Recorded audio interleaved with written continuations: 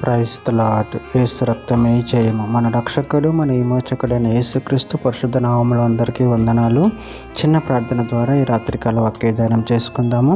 పరిశుద్ధ మహాగణుడైన దేవ యేసయ్య, సర్వాధికారి నాయన, మీకే వేలాది వందము కృతజ్ఞత స్తుతి స్తోత్రం చెల్లించుకుంటాం దేవ ఈ రాత్రికాల సమయంలో ప్రభు వాక్య భాగం ధ్యానిస్తుండగా వాక్య భాగం మాకు అర్థమవుతూ సహాయం చేసి మీ కృపలో బలపరిచి మీకు మాదిరిగా మమ్మల్ని నడిపించమని ఈ చిన్న ప్రార్థన ప్రభు యేసుక్రీస్తు పరిశుద్ధ నామములో అడిగి వేడుకుంటున్నాను తండ్రి. ఆమేన్ ఆమేన్. ద్వితీయోపదేశ కాండం 8వ అధ్యాయం 16వ వచనము. తుదకు నీకు మేలు చేయవాలనని నిన్ను అనుచుటకును శోధించుటకును నీ పితరుల ఎరగని మన్నాతో అరణ్యంలో నిన్ను పోషించెను. ఆమేన్. దేవుడి వాక్య భాగం దీవించును గాక.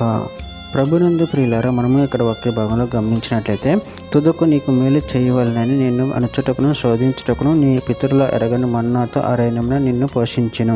అదేవిధంగా వాక్య భాగంలో గమనించినట్లయితే రోమిలికి రాసిన పత్రిక 8వ అధ్యాయం 28వ వచనం, దేవుని ప్రేమించు వారికి అనగా ఆయన సంకల్పం చొప్పున పిలువబడిన వారికి మేలు కలుగుటకై సమస్తమును సమకూడి జరుగుచున్నవని ఎరుగుదము. కొరింథీయులకు రాసిన 2వ పత్రిక 4వ అధ్యాయం 17వ వచనం, మేము దృశ్యమైన వాటిని చూడక అదృశ్యమైన వాటినే నిదానించి చూచుతున్నాము కనుక క్షణమాత్రముండు మా చొలకని శ్రమ మా కొరకు అంతకంతకు ఎక్కువగా నిత్యమైన మహిమ భారమును కలుగజేయుచున్నది. ఫిబ్రవరికి రాసిన పత్రిక 12వ అధ్యాయం 10-11 వచనం, వారు కొన్ని దినముల మట్టుకు తమకిష్టం వచ్చినట్టు మనల్ని శిక్షించరు కానీ మనం తన పరిశుద్ధతలో పాలు పొందవాలని మన మేలు కొరకే ఆయన శిక్షించుతున్నాడు. మరియు ప్రస్తుతమందు సమస్త శిక్షయు దుఃఖకరముగా కనపడనే కానీ సంతోషకరముగా కనపడదు. ఆయనను దాని యందు అభ్యాసం కలిగిన వారికి అది నీతి అను సమాధానకరమైన ఫలమిచ్చును. యాకోబు రాసిన పత్రిక 1వ అధ్యాయం 12 శోధన సహించువాడు ధన్యుడు, అతడు శోధనకు నిలిచిన వాడే ప్రభు తను ప్రేమించు వారికి వాగ్దానం చేసిన జీవ కిరీటం పొందును.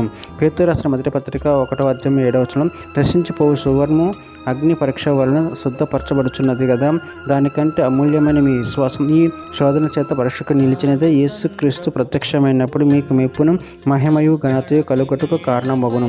ఇర్మియా గ్రంథము 24వ అధ్యాయం 6వ వచనం, వారికి మేలు కలిగినట్లు నేను వారి మీద దృష్టించుచు ఈ దేశమునకు వారిని మరలి తీసుకొని వచ్చి పడగొట్టక వారిని కట్టేదను, పగిలింపక వారిని నాటేదను. చివరిగా ఒక మాట, విలాప వాక్యములు 3వ అధ్యాయం 33వ వచనం, హృదయపూర్వకంగా ఆయన నరులకు విచారమునైనను బాధనైనను కలగచేయుడు. ఆమె. దేవుడి వాక్య భాగం దీవించిన కాక చిన్న ప్రార్థన చేసుకుందాము.